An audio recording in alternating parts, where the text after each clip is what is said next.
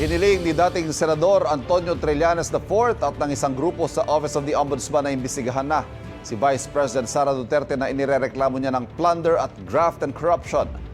Wala pang bagong pahayag ang bise na dati nang itinanggi na may mali sa paggastos ng confidential funds ng Office of the Vice President at Education Department noong siya'y kalihim pa nito.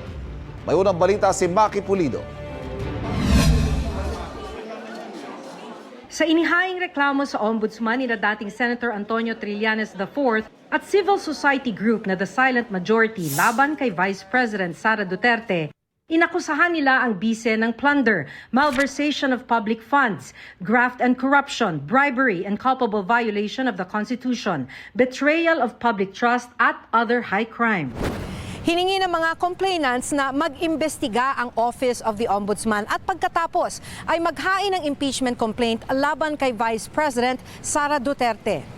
Ayon sa reklamo, guilty raw si Duterte ng graft and corruption, bribery at plunder dahil sa di umano'y maanumalyang paggamit ng 650 million pesos na kabuang halaga ng confidential funds nung kalihim pa ng DepEd at bilang Vice President. Naka-attach dito ang salaysay ni Ramil Madriaga, ang nagpakilalang dati umanong civilian intelligence agent ni Duterte at ng ama niyang si dating Pangulong Rodrigo Duterte at nagsabing naghatid umano siya ng pera mula sa confidential funds sa ilang individual sa utos ng bise. Nilustay din umano ni Duterte ang higit 2.7 billion pesos na confidential funds nung mayor siya ng Davao City. Lumobo raw ang halagang ito mula 2010 hanggang 2022.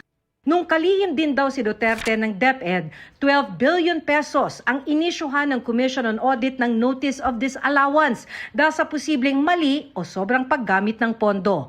Maliban dyan, bilang kalihim, halos 7 billion pesos ang di umano'y unliquidated cash advances o hindi na ipaliwanag na gastos ng ahensya. Kung may hindi maipaliwanag na gastos, ayon sa mga complainants, may higit 15 billion pesos din na pondo ang DepEd na hindi nagamit sa halip na naipatupad ang iba't ibang proyekto. Sinita pa raw ng COA ang hindi nagamit na pondong sanay na ipampatayo o pinang-repair ng mga classroom. Dahil dyan, ayon daw sa COA, 192 classrooms lang daw ang naipatayo ng DepEd samantalang 6,000 ang target at 208 classrooms lang ang na-repair sa target na higit 7,000. 8 billion pesos din umano ang halaga ng overpriced na laptop nung kalihim si Duterte ng DepEd. Sabi ng mga complainant, guilty rin si Duterte ng bribery and culpable violation of the Constitution. Ayon sa reklamo, may hindi raw maipaliwanag na kayamanan si Duterte. May 2.4 billion pesos umanong nakadeposito sa bank account ni Duterte kung saan ka-joint account ang kanyang amang si dating Pangulo Rodrigo Duterte at asawang si Attorney Manasseh Carpio.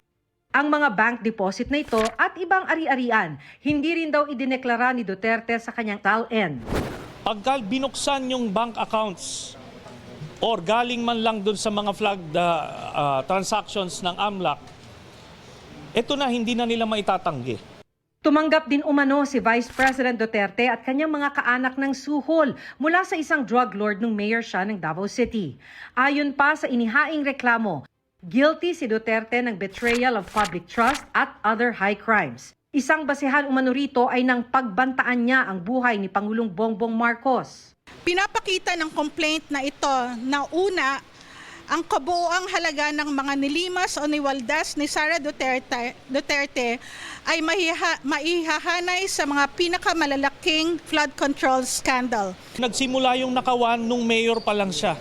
Sana naman daw, sabi ni Trillanes, aksyonan na ng ombudsman ang reklamo laban kay Duterte. Nauna pa raw sampahan ng ombudsman sa Sandigan Bayan si dating Senator Bong Revilla samantalang noong nakaraang taon pa may nakahain ng reklamo laban kay Duterte. Last year pa to sa Quadcom, hindi pa umuusad.